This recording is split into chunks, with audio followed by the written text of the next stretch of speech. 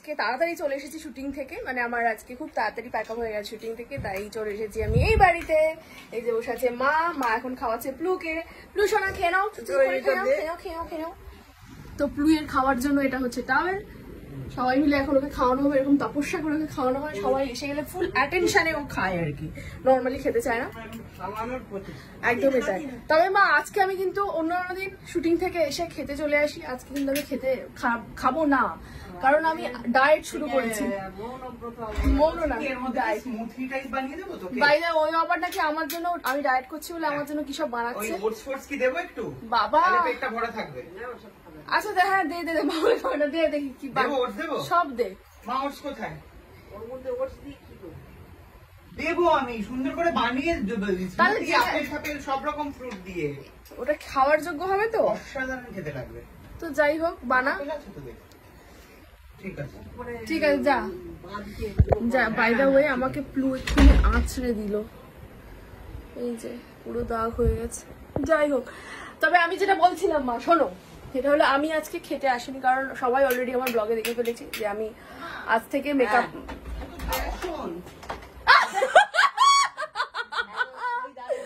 ও আমার জন্য নাকি জুস বানাচ্ছে, জুস বানাতে গিয়ে বেসন বার করে গেছে, ভগবান ঈশ্বর।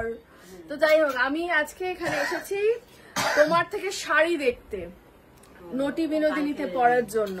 হ্যাঁ, কিছু আমার শাড়ি বেছেছি, কিছু তোমার শাড়ি বাজবো, কিছু মায়ের শাড়ি বাজবো, সামনে দেখছি সেটা কি কি শাড়ি হয় সেটা দেখছি। তো ওই শাড়ি বাজতে আমি এসেছি, ওদেরও শাড়ি আছে, এবার ওদের শাড়িটা আমার ঠিক অতটা পছন্দ হয়নি। আমি চাইছি দুই মায়ের আশীর্বাদ ধন্যা শাড়ি পরে আমি অভিনয় করবো নটি বিনোদিনীতে, ফলে কালকে সবাই চলে আসবে নটি বিনোদিনী দেখতে জিনিস মঞ্চে। বলছি যে ইয়েটা কোথায় গো, একটা তো মানে কুট একটা জুস বানাচ্ছে না কি করছে আমি তো বুঝতেই পারছি না। এত অসাধারণ জুসটা খেতে হবে, তুই জাস্ট খাবি আর জাস্ট মুগ্ধ হয়ে বলবি বাহ বাহ। আমার কালকে কিন্তু শো আছে। হ্যাঁ, উঠতে পারবি না এরকম বানাবো না, তুই বেঁচে থাকবি এরকম লাফাবি পুরো একেবারে। কি বলছে ওসব দিবি না। তো জুস বানাচ্ছে ওদিকে, আমি ততক্ষণে দেখে নেই, কারণ আমি আমার কিছু শাড়ি বেছে রেখেছি, আমার মায়ের কিছু শাড়ি বেছেছি। এবারে আমি আমার শাশুড়ি মায়ের শাড়ি বাজবো, মানে সবার মিলিত আশীর্বাদ নিয়ে আমি কালকে নটি বিনোদিনী থিয়েটার মানে নাটক অভিনয় করতে চলেছি। তো আশা করি সকলেরই ভালো লাগবে। খুলছে না, যাই হোক মাকেই ডাকতে হবে এটা। ও মা কই গো, খুলে দাও। আমি যাচ্ছি না, মাকে ডাকতে এসছি।